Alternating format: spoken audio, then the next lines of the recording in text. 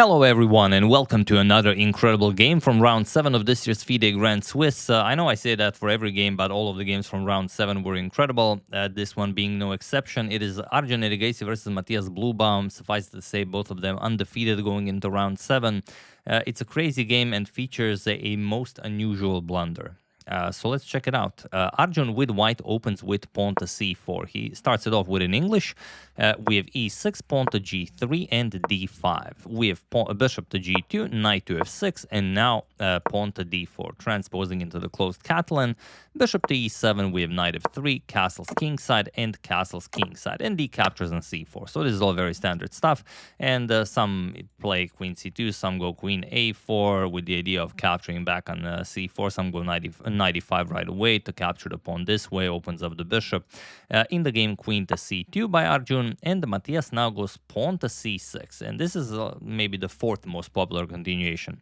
Usually you will see a6 and then you capture in b5, or maybe you don't capture right away. You could play pawn to a4, stop b5, then put a knight on e5.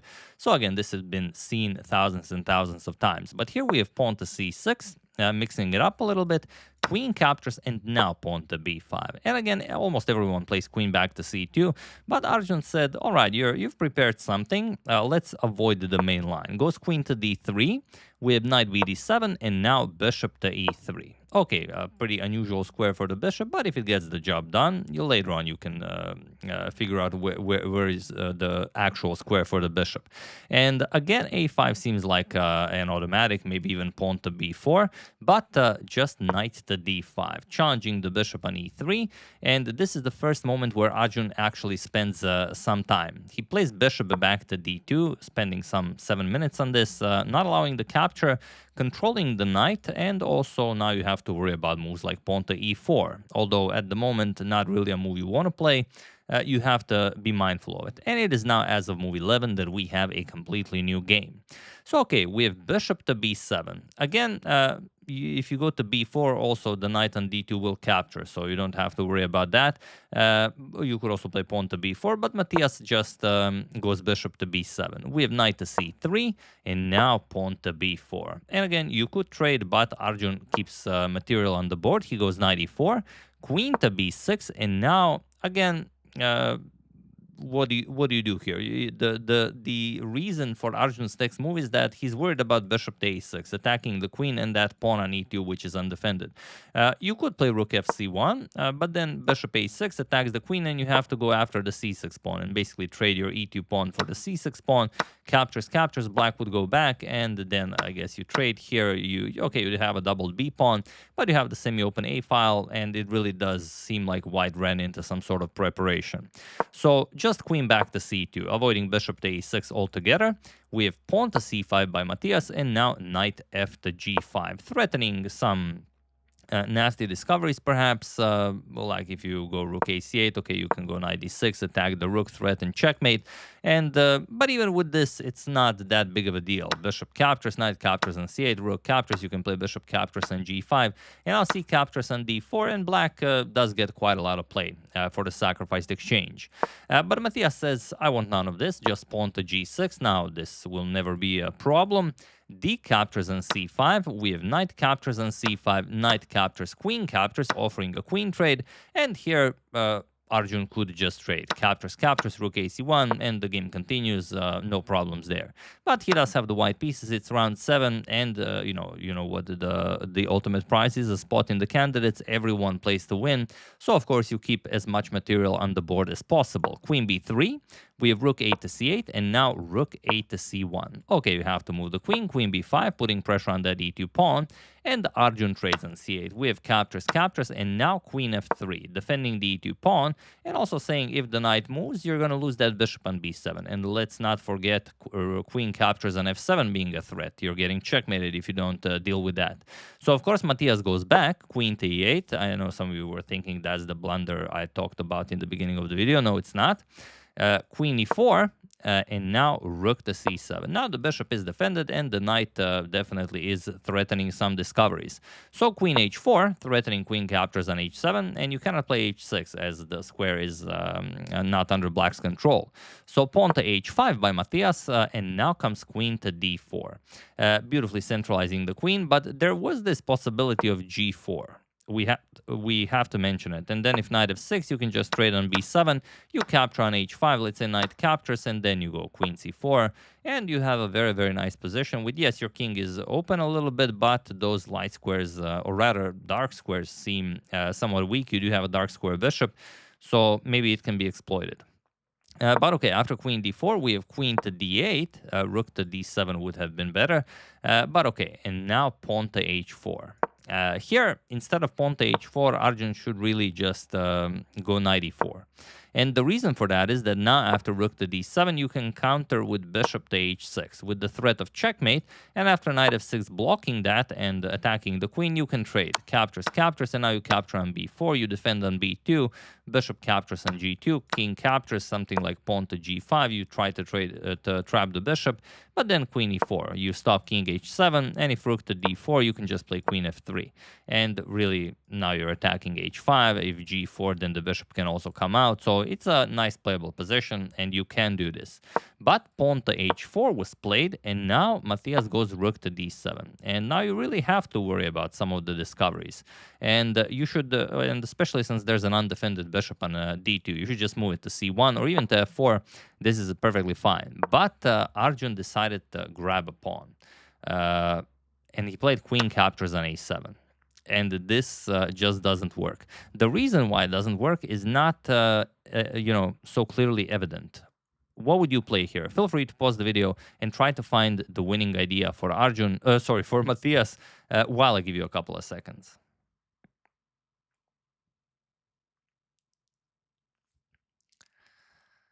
Matthias played bishop to a8, and this is the move that Arjun missed. But interestingly, there is another very, very annoying move here, knight to f4.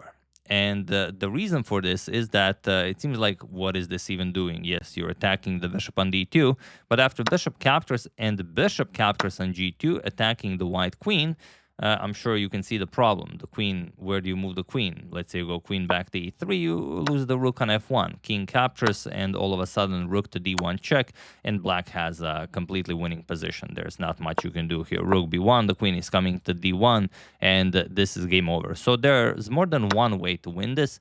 So means that Arjun just missed both of it, and he grabbed the pawn, and he spent 10 minutes calculating this pawn grab. But bishop to a8 is more subtle, and I would say easier to miss, because now what do you do with the queen? Again, it looks weird. The queen just moves, and okay, if you move the knight, we move the bishop. But the problem is, you cannot go to a7, you cannot go to a5, you cannot go to a3, you only have the light squares. Sorry about that. And if, let's say you go to a4, then knight b6, and then you capture the bishop. Or if you go to a6, then knight c7, attacks the queen, and then you lose the bishop. Or even if you go back to the starting square, which was queen d4, just pretty much whatever move. You can go to f6, you attack the queen, queen moves, you capture the bishop. So here, it's a very, very difficult position for Arjun, and he decides to go knight captures on e6, which is a very well planned idea. Point being that if rook captures on a7 and you trade queens, let's say captures, captures, bishop captures on d8, and now let's say rook c1, you're down material, but you have some compensation. But Matthias says, nope, we're going to play this in the most precise way possible.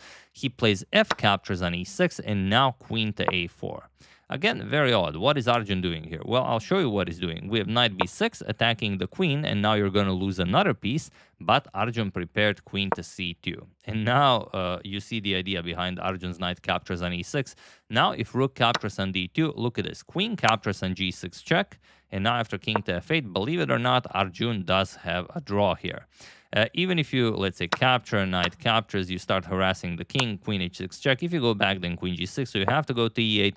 And now queen captures on h5 check, king d7, you're going to play queen b5 check. Again, if you go back, then the queen goes back. So you go to c8, and then after rook to c1 check, you block with the knight, and now you have queen a6 check. If king to b8, then of course queen b6 check. And if you go back, then queen to c6 check, and only square king c8, and then you repeat, and again you will achieve a draw by repetition. So yeah, after queen c2, you can't just capture on d2. So Matthias plays king to f7. King to g7 is also playable. It's hard to choose since your opponent has both a light square and a dark square bishop. So, you know, you're already down to 11 minutes on the clock, and you have to make 11 more moves to reach time control. So we have bishop to h6, bishop captures on g2. You're already winning. Now it's time to trade down material. King captures and queen to a8 with check. We have king to g1, and now even captures on a2. You don't want Arjun creating a passed pawn on the queen side, giving him, you know, at least some form of counterplay. So, okay, queen back to c6, or rather forward, putting pressure on the knight, and queen a5 defending the knight. We have bishop to g5, putting pressure on that bishop on e7, and just queen c5, offering a queen trade. It's very easy to find moves when you're up in material. You just trade down, and the more you trade down, the more you're better. So here we have queen f3, queen to f5, again just offering a trade. We have queen to c6, and now queen back to c5. Arjun happily repeats queen to f3 check, but Matthias not ready to settle for a draw. King to g7. We have bishop to e3 now, challenging the queen. Queen to d6, and now pawn to g4. Arjun has nothing more to do. He has to go for the black king. Maybe Matthias plays a weird move, and then he can maybe do something, but other than that, he's dead lost. Knight c4, we have g captures on h5, knight captures on e3. You have to recapture, f captures. Now you are threatening queen f7, but just bishop captures on h4. The rook now guards this. We have king to g2, and even queen d5, allowing queen to f8 check. But first, we of course not right away, as the queen is pinned. So e4, we have queen captures on h5, inviting queen to f8 check. We have queen to f8 with check, king h7, rook to f7 check, captures with check, king h6, and now queen to f8 with check, king to g5, queen to c5 check, hoping for some sort of a perpetual to reveal itself. But king g4, we have queen to e3, and now queen to e5. It's still not impossible to lose this. You play a move like, let's say, pawn g5, queen f3 is checkmate. So, of course, Arjun has to hope for that. Queen to e5, we have queen to f3 with check, king to g5, and king to h3. And here, queen to f4. And he was in this position on move 51 that Arjun Erigaisi resigned the game, as there is nothing more to be done here. So Matthias deals Arjun his first loss of the event. And you can trade queens, you're down a full bishop, and if you play something to avoid a queen trade, then just queen f1 check, let's say king h2, and now king to g4, and that's it. There's nothing you can do. If you move the queen to, let's say, e3, not a problem. g5, and whatever you play. If you lose control of g3, then bishop to g3 is checkmate, and if you don't do that, again, queen to f4, check will trade queens. So there's really nothing to try. You go queen b3, then queen captures on e2. Everything starts falling apart, and there's just no perpetual there. So yeah, after queen f4, Arjun resigned, and a beautiful victory for Matthias Bluebaum, who with this victory takes the lead in the tournament with Nihal Sarin. They are both on 5.5 points, and in round 8 they are facing each other, which is good news for some of the other players. If they draw, you know, it's easy to catch up to them, but if Nihal or Matthias wins all of the games until the end of the tournament, then, you know, they win the tournament and they go straight into the candidates. So that's the nice part about leading such an event. And these are the pairings for round 8. We have some incredible pairings. Matthias, like I said, will face Nihal Sarin. On board 2, Alireza Firuja versus Hans Niemann. That will be, you know, total fire on the board. Abhimanyu Mishra, youngest grandmaster ever, faces Nodirbek Abdusattorov. Parham Maksudlu faces Anish Giri. Vincent Keimer takes on last event's winner Vidit. Richard Rapport versus Pragnananda. Also an incredible matchup. Sorry about that. Sargsyan takes on Arjun Erigaisi after this loss. Yanni Pomnishi faces Pranav. Jordan Pamphores faces Shahrem Mamedyarov. Yuangi faces Nicolas Theodoru, who is still undefeated in the tournament. And I checked the database. Out of the last 50 games that Nicolas played, he lost 3. And those were incredible battles. He lost to David Navara. He lost to Matthias to Navara. He lost to Vasily Ivanchuk. And one more game, I think, to Demchenko, but I'm not sure about that one. So yeah, Nicolas is ready for that 2700 rating. We have Erdomush versus Aronyan. Yeah, that's the You're 14 years old. You're doing amazing in a tournament, and the reward for that is you face the legend Levon Aronian. Rochman faces MVL, and so on and so on. It's going to be a great round, and I don't think we're going to see many draws. Everyone is playing for the win anyway. Everyone wants to go into the candidates tournament, so I might just cover all of the games. We'll see what happens.